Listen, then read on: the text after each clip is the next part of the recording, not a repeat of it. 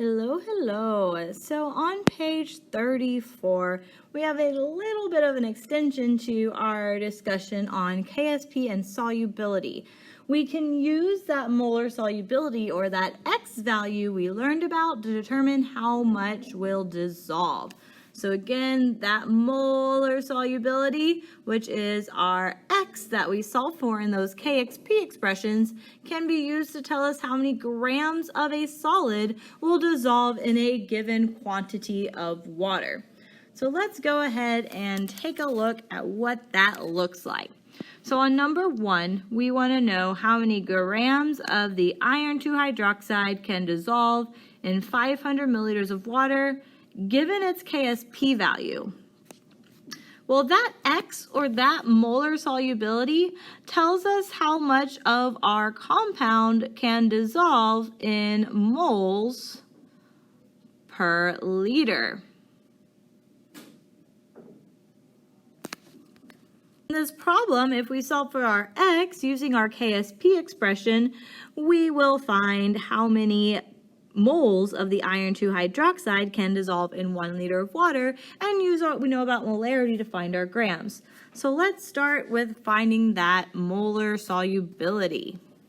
To find our molar solubility, or that X, we are going to need to set up our KSP expression. So for our reaction, our iron 2 hydroxide solid is going to be in equilibrium with an iron 2 ion and 2 hydroxide ions.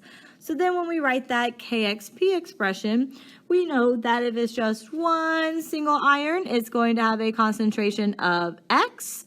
Since we have 2 hydroxides, it's going to have twice the concentration of those iron ions.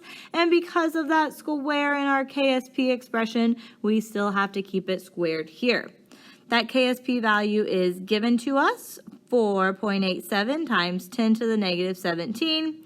Then we just need to go and solve for X. So X times 2X squared is equal to 4X cubed.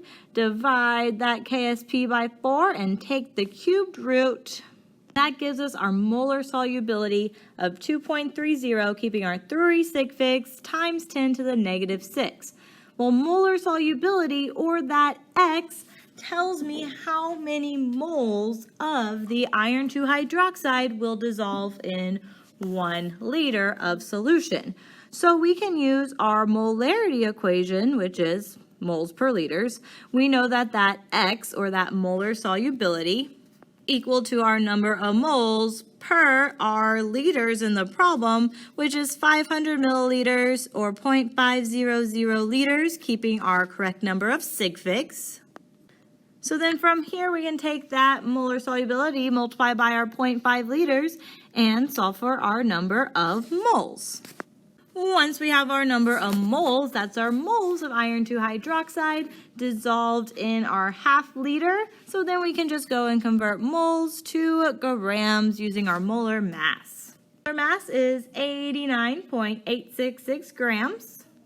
So when we take our moles that we found times that molar mass, we get 1.03 times 10 to the negative 4 grams of iron 2 hydroxide.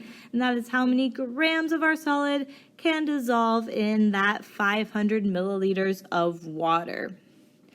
So we have another problem on here as well, where we're given the molar solubility. So again, that's already our X. It's not giving us KSP like the last problem. So it's giving us that molar solubility of the lead 2 chloride in pure water.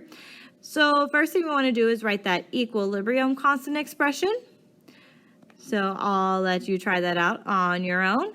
And then once you have your equilibrium constant expression, you should be able to solve for the grams of lead 2 chloride that can dissolve in our 200 milliliters of water.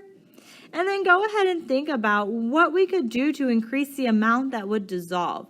So pause the video and then resume when you're ready to check your work on figuring out how much can dissolve using that molar solubility.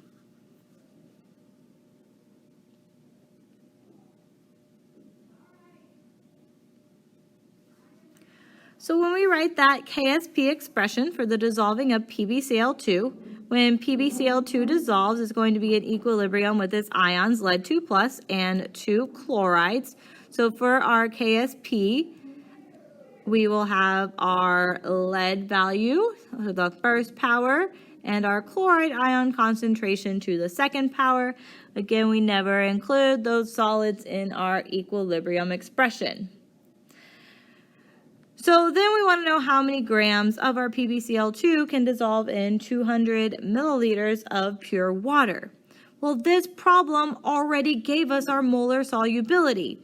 We already know that we can have 1.43 times 10 to the negative 2 molar PbCl2 in our water.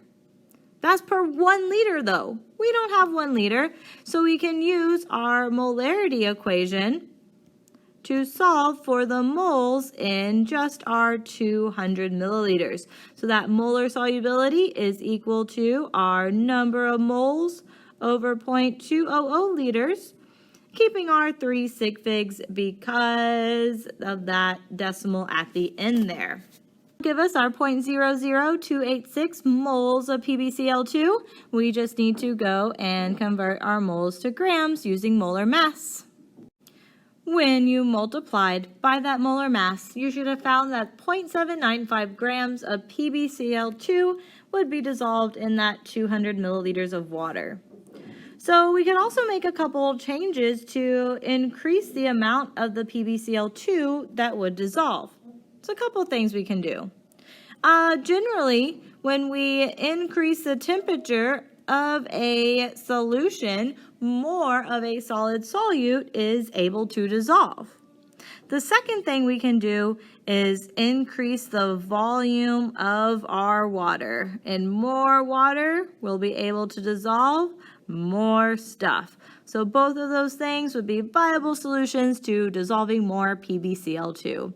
So that's just a little bit on figuring out how much you can dissolve using that X or molar solubility.